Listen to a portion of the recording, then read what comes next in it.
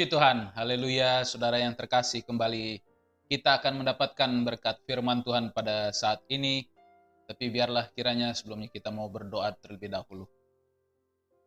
Tuhan Yesus Kristus, Allah Bapa kami yang ada di dalam sorga, padamu kami pada saat ini datang. Di hadapanmu kami mau berdoa Tuhan Yesus, kami mau menyiapkan setiap hati yang ada pada kami, jemaatmu, biarlah kiranya kami boleh menerima kebenaran firman-Mu, dan firman-Mu ini boleh menjadi berkat dalam kehidupan kami, boleh menjadi terang dan penuntun, sehingga kami tahu kemana kami harus melangkah dalam kehidupan kami. Dan biarlah kiranya firman-Mu ini boleh bertumbuh dalam hati kami dan membuahkan hasil. Hanya di dalam nama-Mu Tuhan Yesus Kristus kami berdoa. Haleluya. Amin. Saudara yang terkasih, pada kesempatan kali ini kita akan belajar melalui perkataan Yesus mengenai harta dunia dan harta surgawi. Sebelumnya kita akan membaca di dalam Matius pasal yang ke-6 ayat yang ke-19 sampai 21 melalui perkataan Yesus. Matius 6 ayat 19 sampai 21, demikian firman Tuhan.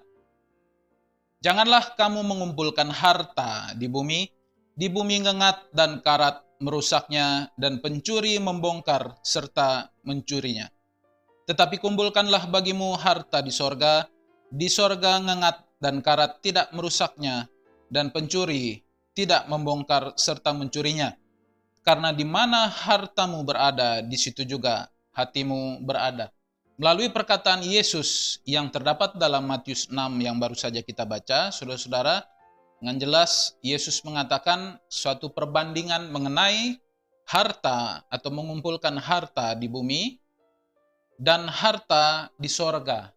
Nah, kita akan melihat bahwa sebenarnya perkataan Yesus yang sama yang dicatat dalam kitab Injil lain ada hal yang lebih, boleh dikatakan lebih tegas dikatakan oleh Yesus ini. Kita akan membuka untuk pembanding di dalam Lukas 12 ayat yang ke-33. Lukas 12 ayat yang ke-33, demikian firman Tuhan.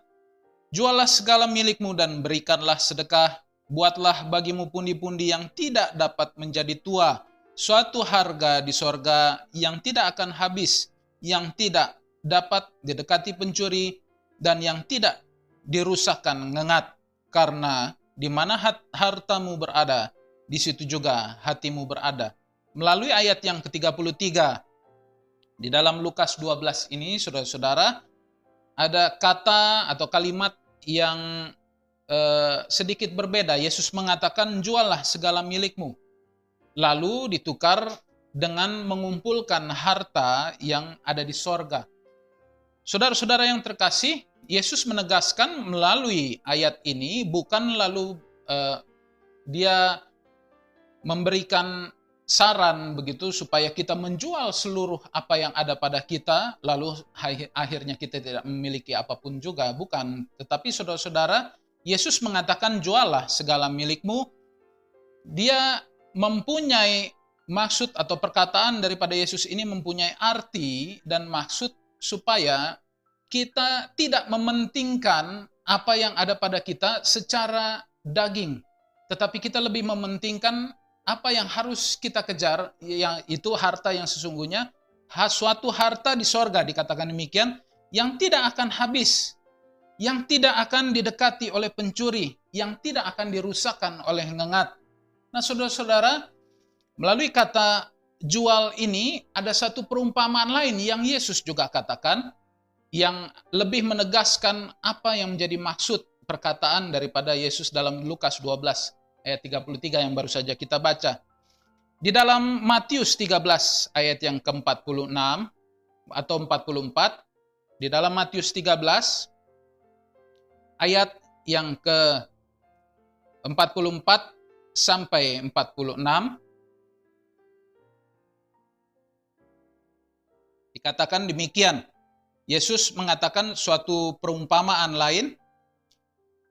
Hal kerajaan sorga seumpama harta yang terpendam di ladang yang ditemukan orang lalu dipendamnya lagi. Oleh sebab sukacitanya pergilah ia menjual seluruh miliknya lalu membeli ladang itu. Demikian pula hal kerajaan sorga seumpama seorang pedagang yang mencari mutiara yang indah. Setelah ditemukannya mutiara yang sangat berharga, ia pun menjual seluruh miliknya lalu membeli mutiara itu.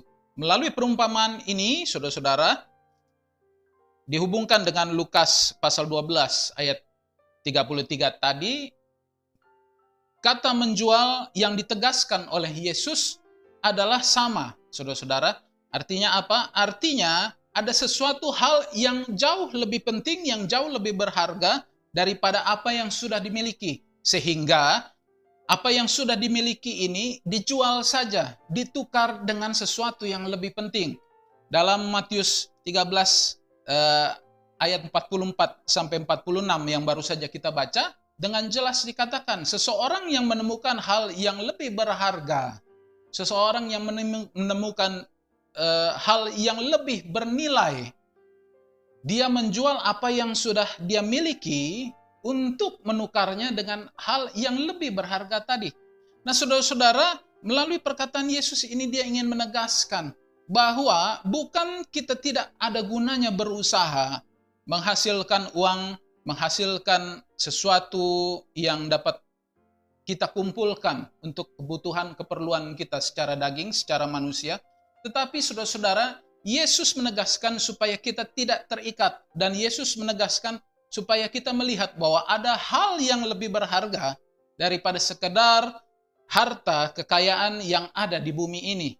Apa? Yaitu adalah harta di sorga. Kalau kita kembali di dalam pasal yang pertama atau ayat yang pertama yang tadi kita baca di dalam Matius 6 ayat yang ke-19 sampai 21, Yesus menegaskan perbandingan ini. Mengapa saudara-saudara Yesus menegaskan supaya jangan sampai mengumpulkan harta di bumi? Katakan tadi dalam Matius 6 pasal ayat yang ke-19. Lalu bahkan di dalam kitab Lukas tadi ada lebih penegasan daripada Yesus, jual harta yang ada di bumi ini yang dimiliki.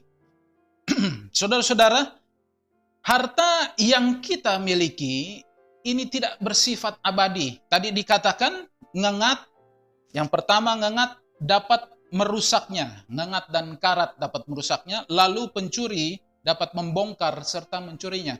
Ini, saudara-saudara, selain bermakna seperti aslinya bahwa apapun yang ada di muka bumi ini memang dapat dimakan usia, begitu ya, saudara-saudara. Dan dapat hilang dengan cara dicuri orang dan seterusnya. Tetapi ada hal yang lebih ditegaskan oleh Yesus di sini adalah bahwa apapun yang kita raih di dunia ini tidak bersifat abadi. Kita dapat memiliki banyak, kita dapat memiliki segala sesuatu yang ada di dunia ini, tetapi segala sesuatu ini, segala sesuatu yang banyak ini yang kita miliki, ini tidak bersifat kekal. Tidak dapat menolong kita untuk menjalani kehidupan yang kekal, menjalani kehidupan yang lebih baik pada akhirnya. Mengapa saudara-saudara? Seseorang yang memiliki harta banyak sekalipun, ketika pada saatnya dia harus menjalani kehidupan yang tidak enak, kesehatan yang menurun, usia yang menua, maka harta kekayaan tersebut tidak dapat dibawa, tidak dapat menolong orang tersebut untuk terhindar daripada kematian karena usia yang sudah lanjut atau karena sakit dan penyakit. Pada masa-masa yang sukar seperti sekarang ini, saudara-saudara, ada begitu banyak orang terjangkit wabah, sakit penyakit di sana, di sini. Orang yang memiliki harta yang banyak sekalipun, saudara-saudara, tidak dapat menghindari obat-obatan atau vitamin yang dimiliki, yang dibeli, seringkali tidak dapat mencegah sakit penyakit wabah yang ada, yang beredar sekarang ini. Hal-hal yang seperti ini yang ingin Yesus tegaskan, saudara-saudara, bahwa dunia atau harta dunia ini tidak dapat menolong kita. Ada satu titik di mana harta, kekayaan, segala sesuatu yang kita miliki ini tidak mampu menolong kita.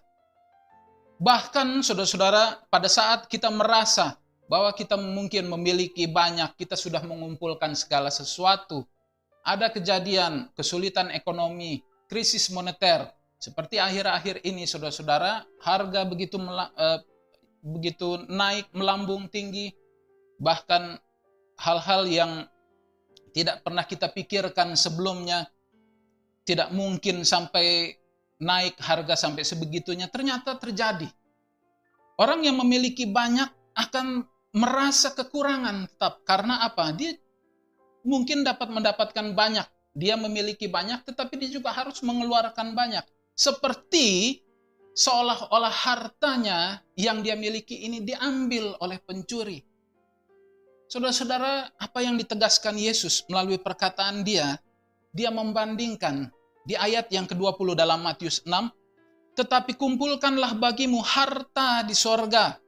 Di sorga ngengat dan karat tidak merusaknya, dan pencuri tidak membongkar serta mencurinya. Artinya saudara-saudara, harta yang kita kumpulkan di sorga ini, kehidupan kerohanian kita di hadapan Tuhan, kesempurnaan kita yang harus kita miliki ketika Yesus datang kedua kali nanti, ini tidak dapat diambil daripada kita. Ini adalah sesuatu yang jauh lebih berharga, saudara-saudara. Di dalam, kita kalau mau membaca di dalam Kolose 3 ayat yang ke-1 sampai yang ke-4, Kolose 3 ayat yang pertama sampai ke-4 dikatakan demikian, karena itu kalau kamu dibangkitkan bersama dengan Kristus, carilah perkara yang di atas, di mana Kristus ada, duduk di sebelah kanan Allah. Pikirkanlah perkara yang di atas, bukan yang di bumi. Sebab kamu telah mati dan hidupmu tersembunyi bersama dengan Kristus dalam Allah.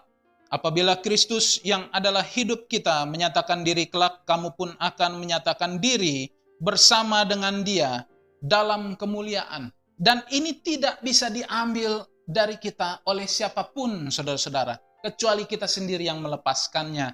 Kemuliaan yang kita akan miliki, dikatakan di ayat yang keempat tadi, bersama dengan Dia, bersama dengan Yesus Kristus dalam kemuliaan. Artinya saudara-saudara, kita memiliki kekudusan yang sempurna. Ini tidak bisa diambil daripada kita, dan ini adalah harta yang sesungguhnya yang Yesus maksudkan. Saudara-saudara, kita melihat betapa pentingnya hidup kita fokuskan kepada harta surgawi. Bukan berarti lalu kita berhenti berusaha, kita berhenti bekerja menghasilkan uang untuk menghidupi kehidupan kita dan keluarga kita. Tetapi saudara-saudara, fokus utama dalam kehidupan kita adalah mencari harta surgawi. Kita betul-betul beribadah kepada Tuhan. Kita mencari. Ketika masih ada kesempatan kita datang kepada Tuhan, kita datang kepada Tuhan. Ketika kita masih bisa berdoa, kita berdoa kepada Tuhan. Ketika kita diharuskan setia mengiring Tuhan, kita betul-betul setia. Ini dengan cara demikian, saudara-saudara, maka kita mencintai Tuhan, mencintai harta sorga lebih daripada harta dunia. Itulah yang Yesus maksudkan di dalam Matius 6 ayat yang ke-21 tadi. Dia mengatakan, karena di mana hartamu berada, di situ juga hatimu berada. Artinya saudara-saudara, kalau kita mencintai dunia ini, maka kita akan menghasilkan atau kita akan mendapatkan sesuatu yang sia-sia pada akhirnya nanti. Ada saatnya di mana dunia ini tidak lagi dapat membantu apa yang menjadi kesulitan kita. Bahkan dunia ini membuat kita menjadi lebih sulit. Hidup kita menjadi lebih sukar dari waktu ke waktu. Tetapi saudara-saudara, ketika kita mencintai sorga, ketika kita mencintai Kristus dalam kehidupan kita, dengan demikian harta kita yang sesungguhnya adalah Kristus ini sendiri, maka hati kita ada bersama-sama dengan Kristus. Maksudnya saudara-saudara, kita mencari, kita setia datang kepada Tuhan.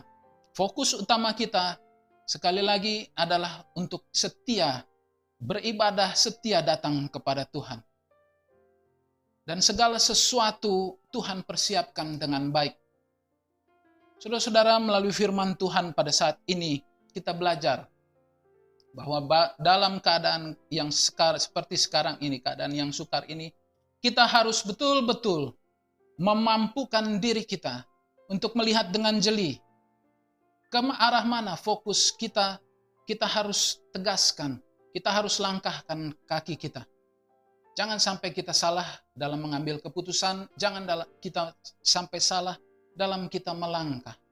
Jangan kita lalu mengejar harta dunia ini dengan begitu rupa, sampai kita akhirnya mengabaikan kerohanian kita, harta yang sesungguhnya, yaitu harta surgawi. Puji nama Tuhan, saudara-saudara yang terkasih. Biarlah kiranya firman Tuhan menjadi berkat bagi kita semua. Kita akan berdoa mengakhiri firman Tuhan pada saat ini. Bapa kami yang ada di dalam surga, Tuhan Yesus Kristus, kami mengucap syukur kepada Engkau. Melalui kebenaran firman-Mu, Kau telah mengajarkan dan mengingatkan kembali kepada kami bagaimana kami harus hidup, bagaimana kami harus mengutamakan Engkau di atas segala sesuatunya yang kami miliki di dunia ini. Dan biarlah kiranya firman ini boleh menjadi penuntun bagi kami, boleh menjadi berkat dalam kehidupan kami. Hanya di dalam nama-Mu Tuhan Yesus Kristus kami berdoa dan mengucap syukur. Haleluya. Amin.